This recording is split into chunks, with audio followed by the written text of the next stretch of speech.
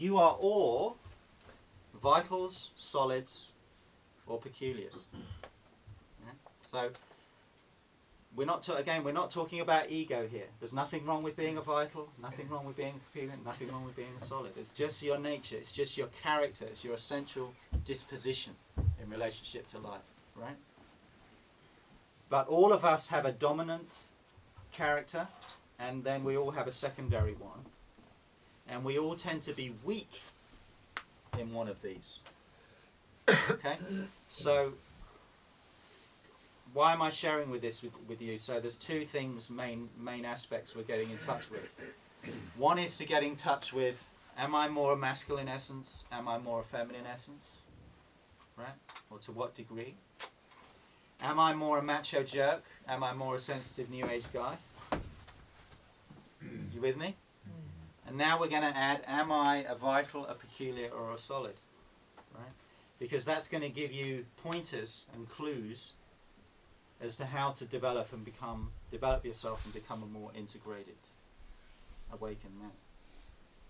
You with me? So, vitals. Vitals are all about doing and enjoying. Vitals are driven by will, desire, and action. They are centered in the navel area, in the vital center. Vitals look at the universe as a vast, pleasure-filled garden with possibilities for enjoyment. With their domain in the physical life, they extend their will into the world, seeking ever new experiences. They love to see their actions bear fruit in achievement. Vitals are at home and effective in the physical world.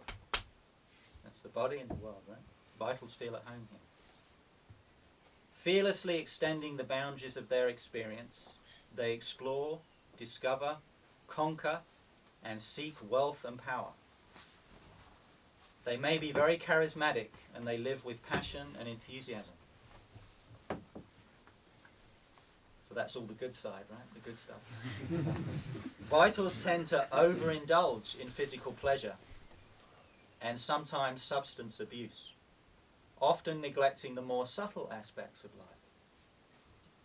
They are the archetypal party animals. They have the urge to engulf others in their lifestyle and passions. Sometimes they lack the ability to discriminate what is good for them. They seek to maximize intensity of experience in the present moment. So they're always attracted to intensity. Physically powerful, in general, vitals do not always know how to use their power and are sometimes not sensitive to others. When they don't get what they want, they become frustrated and can become chronically angry. They also have a tendency to blame and may exert force, which shows up as a tension in the navel, in the vital center. Vitals need to develop discrimination and would benefit from self-inquiry and introspection. Their tendency towards overindulgence can show up as impatience and intolerance. Vitals can get lost in worldly pleasure and the search for power and satisfaction. Usually their pain is caused by the need for recognition. They need to come to understand the powerful force of desire and how to use it to attain peace within. So then there's just some summary points. The strong points of vitals are vigor, energy, the ability to do and accomplish things in the world. The weak points are a tendency to overindulge in pleasure seeking and get caught up in anger when their desires are frustrated. Vitals can be insensitive to others and sometimes lack discriminative intellect. Vitals seek to maximize their experience in the present moment. Self-esteem issues focus on a perceived lack of intelligence and understanding. So if a vital is lacking self-esteem, it's usually because they feel that they lack intelligence and understanding. Okay, so how many people are pretty sure they're a vital? Okay, let's keep going. It might, if you're not sure, it'll become clear. So peculiars. So peculiars, they're kind of home. So vitals are at home with doing and enjoying. Peculiars are at home with feeling and intuition. Peculiars are inspirational, creative, and emotional. They are centered in the heart. They experience the world of practical reality as boring and dreary. Peculiars seek a transcending experience that dissolves all feelings of separation. So a lot of New Age nice guys and spiritual guys are peculiar. I'm sure there's a lot of us here. Let's see. Aware of a higher possibility, they fantasize and daydream, creating scenes in their mind. They can be devastated when reality does not live up to these expectations. Peculiars yearn to fall in love and be swept up on the wings of romance. They are attracted to dazzling careers filled with fame and glamour. So not all of this might apply to you. But they like to share their feelings. When possibilities diminish, they may turn to drugs and alcohol to escape or to numb the feelings of disappointment. Spiritual peculiars may look for meditative ecstasies and transcendent spiritual experiences as a way of avoiding the mundane. They might become addicted to occult adventures, psychics, channels, and past life readings. So all that stuff is very popular here in Portugal. Portugal is a very peculiar culture. You can also see how cultures are dominantly vital, peculiar, or solid. It's very interesting. So America is very vital. Germany, very solid. Portugal, India, very peculiar. The Dutch?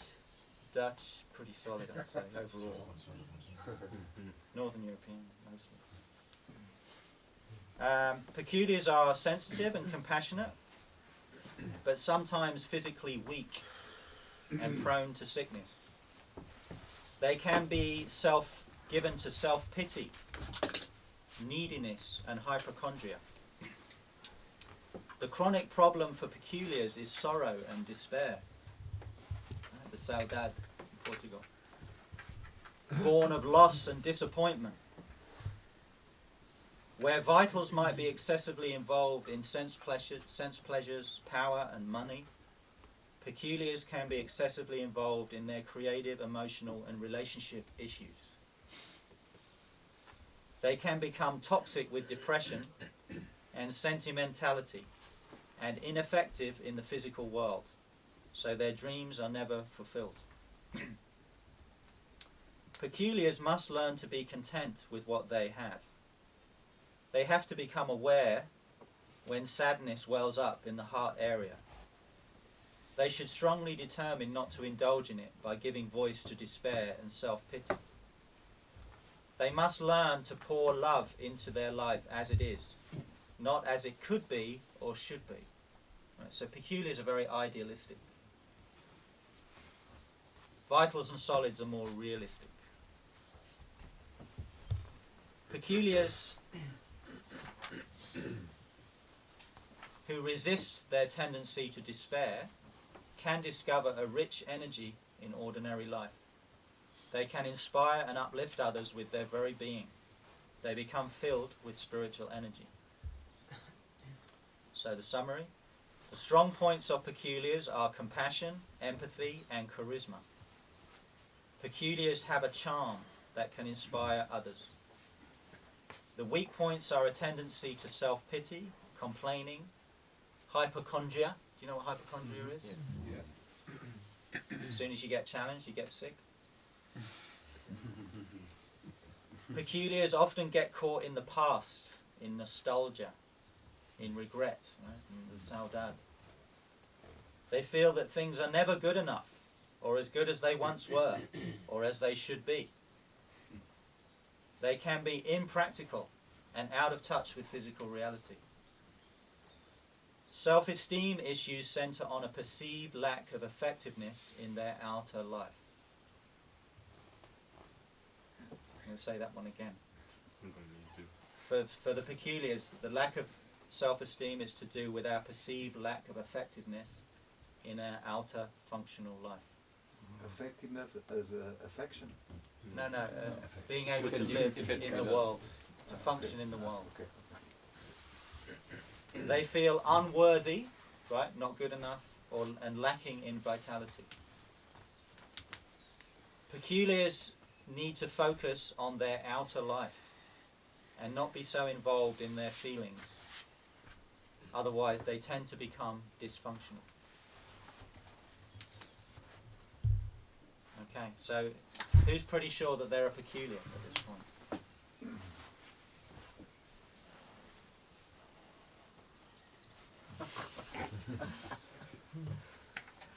Okay. Guess the rest of you must be solids then.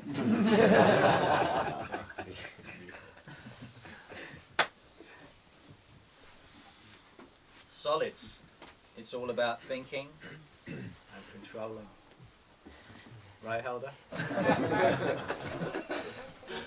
That's why we had Helder in the middle of the circle this morning. Because he tends to be a little bit solid. Just so you know. We're working on him. A little bit. Solids seek stillness and perfect solitude, knowledge and wisdom. They are centered in the mind, which physically is in the brow, the point between the eyes. Solids use their intellect to understand the world. They love new understandings and insights. Right, Helder, you're always having new insights on them. You love it. But they can also feel threatened by the unknown and possibly dangerous future, and they worry. Through understanding and analysis, solids try to make the world a safe and rational place. But forces of chaos constantly threaten to explode and stir up their peace. And stability, like kids, yeah. Yeah, it's good for solids to have kids. Solids control feeling with their intellect. Thus their chronic problem is fear and its near relative worry or anxiety. Since solids seek rationality in security, they tend to suppress life, dynamism, and change. Can you repeat? I didn't understood. Because solids seek rationality and security, they tend to suppress life, dynamism, and change. Right, it's all about control. What is dynamism? Diminution.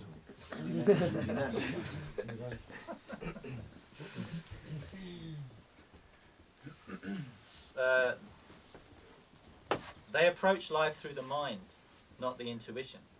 They analyze first and feel and experience later. Solids can be pessimistic and skeptical. Solids can be pessimistic and skeptical in their approach to life. Fear of the future blocks their visionary capabilities, doesn't it, Glenn? Can you repeat? Fear of the future blocks their visionary capabilities. New ideas, new experiences, and new feelings are treated with suspicion. When they understand new things, they relax and become more accepting and less fearful of change. Understanding is the key to the solid's sense of security. Solids focus, study, limit, control, and analyze.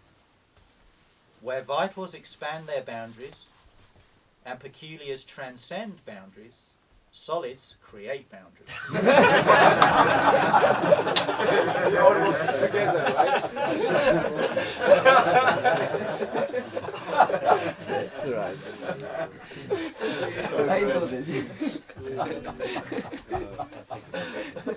They seek to create the perfect structure within which they can feel safe. Then they'll let go. Then I'll be ready to let go. Through their tendency to overanalyze, they block the life force. They become paralyzed with fear and disempower themselves. Their analysis can become self-protective and ego-protective, rather than leading to wisdom or insight. Lacking spontaneity, imagination, and sensuality, solids keep themselves busy with lists and details, and are always time challenged. Isn't that right, Helen? Always very busy, with lots of details, things to do. Right? Can you relate to that? Yeah. They tend to be arrogant or judgmental, especially of people who seem irresponsible or lacking in discipline. Vitals put their own desires ahead of rules and concepts. Right? All the vitals resonate that? Vitals put their own desires ahead of rules and concepts. Peculiars put human values ahead of rules and concepts. And the peculiars relate to that? You put human values first, ahead of rules and concepts. Solids tend to place rules and concepts and ideas of duty and morality ahead of desires and human values.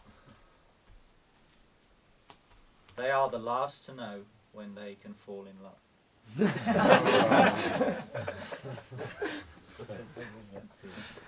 Solids need to open to the life force and trust the emotional and intuitive realms. They need to understand that they are safe and protected, even when there is a movement of life and feeling. When they feel their brows knit, see that when you frown? Right. Solids tend to do that. They should be aware that they are worrying. A good exercise for a solid is to bring to mind thoughts like, there is nothing to fear. This is just my own feeling. I expand my understanding in this situation. All is well. When they allow their life force to flow, solids create clarity and peace, even out of chaos. So, summary. The strength of solids is the ability to analyze, understand, and be dispassionate. Dispassionate. So that you're not carried away by emotion. So clarity, you could say, so you have clarity. Solids tend to have access to rationality and clarity. That's the strength.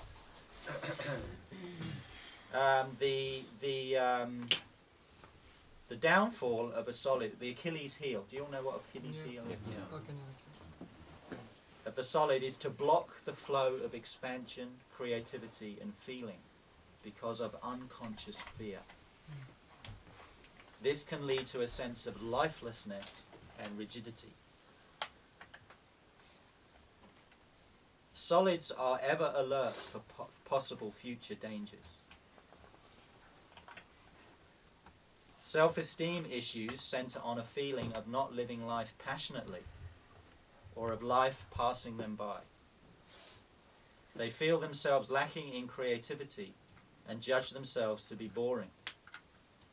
A solid must open to the emotional and imaginative life and learn to take risks and deviate from the safe structure of their mind.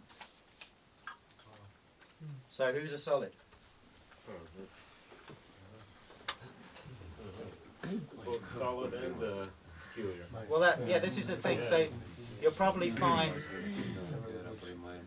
some of you might be very clear, I'm dominant, solid, vital.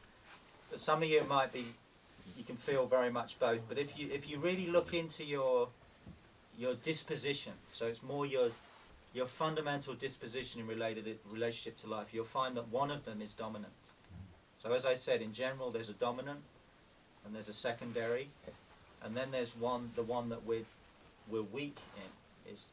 And in terms of this whole process that we're speaking about, this is where it's very useful, because where you're weak is where you need to practice. Right? It doesn't come naturally. You see?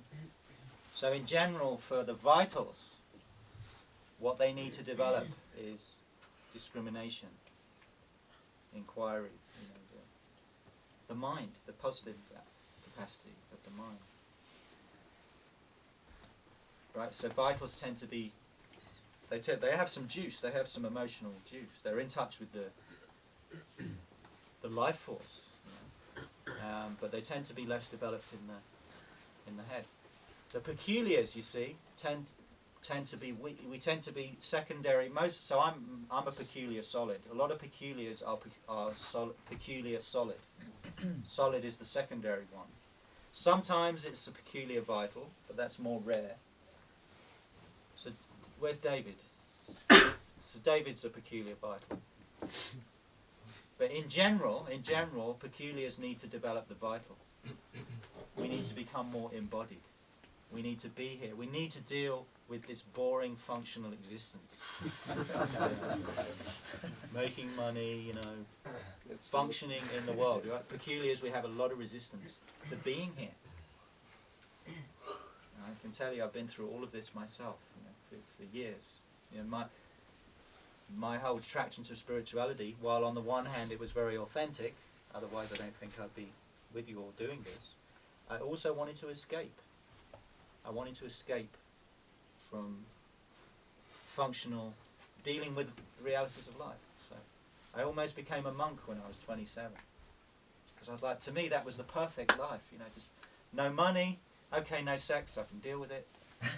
I don't have to work, I don't have to worry about any of that, and I can live in a hut in the forest and meditate. What else could I possibly want? At that point in my life, it seemed pretty ideal. That's me, peculiar. But over the years, I began to see there was also a lot of avoidance of form, body, mind, world. You see. Because being a man, strong masculine essence, emptiness, prior freedom, right? A lot of peculiars, you see, and the solids too. There's that kind of attraction to the up and out of here when it comes to spirituality. But the solids tend to be more, more embodied, more able to deal with life because that's how they're wired. So do you get a sense of it? Yes. So the solids, of course, that they tend to be weak in the heart, in the feeling, the life force, the juice, the sensuality, the passion. So hopefully going through this together, it's giving you an idea of where you're weak, and that's the area that you need to push into and take risks. It doesn't feel natural, it doesn't necessarily feel comfortable. And the other thing to be aware of in terms of these characters is that in terms of the ego, right, when we're most egoic, right, so when we're most identified with being a separate self that wants to have and be and get for itself, we will tend to dramatize our character more extremely.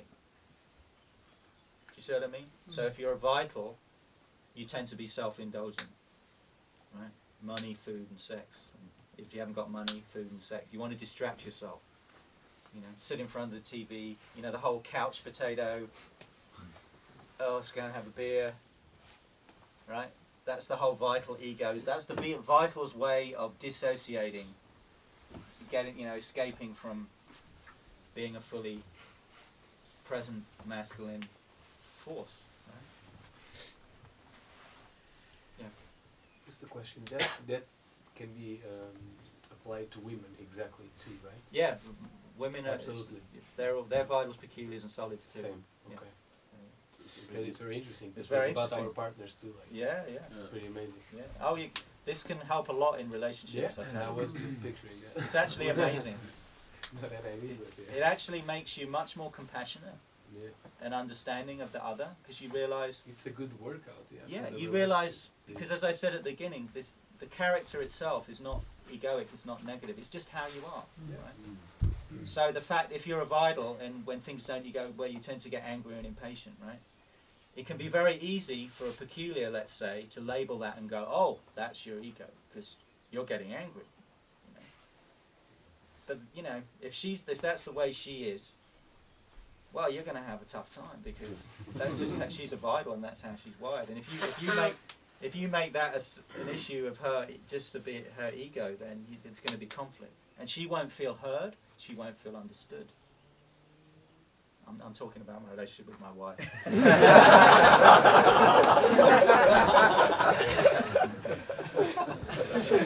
a vibe, she's also American. So, you know, I'm just sharing with you, so this is something I learned, and actually, when I really went deeply into this teaching, and by the way, this teaching comes from Adida, it's not mine. From who? From Adida. The divine also? Huh? That No. Ah, okay. Just But this particular teaching on the three types, you'll find varieties of it in other forms, but he really laid it out in this way. So it can help you both understand how you are, how you're wired, right, just as a character, and so that it can help you accept yourself in a positive sense, in a way that maybe you never did. Maybe something that you've been fighting against or your whole life, or thinking, you know, that I shouldn't be like that. You just realize, no, this is how I am. Or something, or that something we are looking for in our partner. One Yeah. of those types. I Yeah. see myself like in the solid, for Yeah. example, and I consider myself as a vital. But all my relationships, I think they've been solid. Oh, well, Like, there you go. Mm. So you probably I don't want that for myself, but I want that for my Yeah. partner. Yeah. right. Yeah. So then you start to understand how we put each other in boxes, and a lot of the sources of conflict. You know, is when you want, you know, say you're with a partner, well, you want her to be like you, to have the same kind of. Often this is the case, right? But it's also a part of the play of polarity is that opposites attract. Have you Yeah. noticed Yeah. this? That's in terms of masculine, feminine. Right, if you're a very strong masculine essence, you'll be attracted to a very feminine woman. Right? And there's a lot of women these days who are quite masculine, right? Where they're wearing the trousers, they're running the business, right there. The more feminine men will be attracted to that kind of woman. So there's that. That's part of the play of polarity. But also in terms of the types. If you're a vital or a peculiar, you might not want to be with, you might think you want to be, because you think, well, she'll be like me. Well, that would be a lot more harmonious. but you might find that the spark, the polarity, the dynamic, it's not actually there. There is no complementation. Yeah. the balance of the opposites. And Yeah. so this is interesting, because often another big idea we have as spiritual men or sensitive New Age nice guys is conflict is bad. We want to be living in harmony, everybody. But with our woman, we don't want to be arguing and fighting. That means it's not going well, you know. You relate to this? But maybe that's not true, you see. There's something called creative friction. We all need to embrace creative friction if we want to evolve and develop on many levels. And that means we need to be willing to conflict and even, you know, get a bit emotional sometimes. But the challenge is not to polarize. You see, as soon as we polarize and separate, it's like me against you. You see? So the creative friction is where you're willing to come together. No, I think this. No, you know. But you stay in the ring. You know what I mean? You know what I mean by the ring, the boxing ring? You stay in the game. You don't walk out. If you can do that in a relationship, and also that's a lot of what we do in this men's group. It's a lot of the dynamic of what we're doing together. Well, then that's where the growth happens. So the growth happens out of this conflict of two polarities, you could say. Or another way to look at it is when your tendencies, when your habits, right, come up against an awakening force. There's friction, there's heat. This is the fire, right? That's what creates the light. So if we want to avoid conflict and friction, well, we're not going to grow. And that's a problem for a lot of peculiars and a lot of peculiar men. Because they want to be spiritual, they want to be soft, they want to be sensitive, but they don't want to get in the ring with a spiritual teacher or with other men. I don't really want to get in a ring with anybody. They want to be their own guru. You know, I'm on my own path. My life is my guru. You heard that? It's very popular these days. Very convenient. It's very convenient. Yeah, it's very interesting. All these three types can mix up with the feminine and masculine and play with it in each one of it. So it's really a complex tree, kind of. Yeah.